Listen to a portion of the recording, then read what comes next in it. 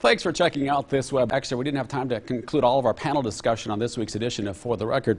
My discussion with Mark Schwiebert and David Millage finished with the topic of domestic terrorism and the new approach by the Biden administration. A new strategy from the Biden administration announced this week targets domestic terrorism. It includes $100 million to add employees at the Department of Justice and Department of Homeland Security. Part of the strategy puts a priority on tackling racism, seen as a source of domestic terrorism. The January attack on the Capitol would fall under the domestic terrorism umbrella. Critics say the policy, though, fails to create a domestic terrorism law. What do you think it takes, though, for this to be effective? David?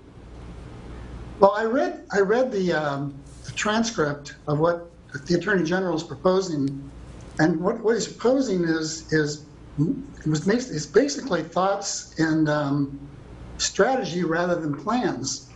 He wants to bring the different law enforcement agencies at the federal level and at the state level together and share information. That's probably a good thing.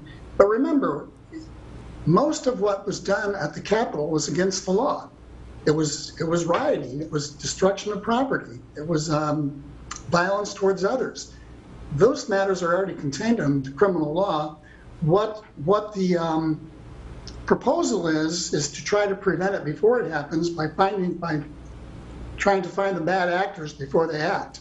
But you got to be very careful that you're not trampling on civil liberties while you're doing that. You're not punishing people for having bad thoughts. You're punishing people for following up on those thoughts. So we need to be very careful and cognizant of our civil liberties when we're doing this. Yeah, certainly. I think from what I read too, Merrick Garland and the Biden administration trying to keep in mind the civil liberties aspect of this, though. Mark, how do you think this can be effective? Well, I think that this issue of domestic terrorism is a big one. On January 6th, we saw the largest act of terrorism in this country since 9/11, and it was homegrown, and that's really of concern. I find it interesting that some of the folks in Congress that were the targets of that terrorism had the nerve to suggest these people who were attacking the Capitol were simply there like tourists. I find it also interesting that some of those same people were obsessed with an attack on our consulate in Benghazi a few years ago, and now when the sacred hall of our nation's institutions, of democracy itself, our nation's capital was attacked, they're not willing to conduct a bipartisan investigation to find out about the background of it.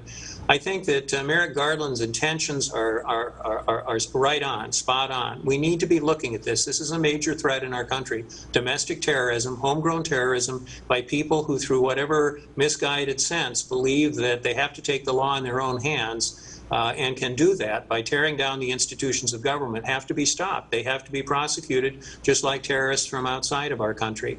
And I think that coordinating the efforts between the various agencies at the federal level is a sure way of doing that. I do agree with Dave. We have to be mindful of civil rights. But we also have to be mindful these people don't care about civil rights. And they have to be treated just like any other terrorist, whether they're in our country or not. And when they do things like the attack on our nation's capital, they have to be prosecuted for it, and I'm glad to see that at both the national and state level that's happening. Mark Schwiebert, David Millage, great conversation. Thank you both for your time. Be safe.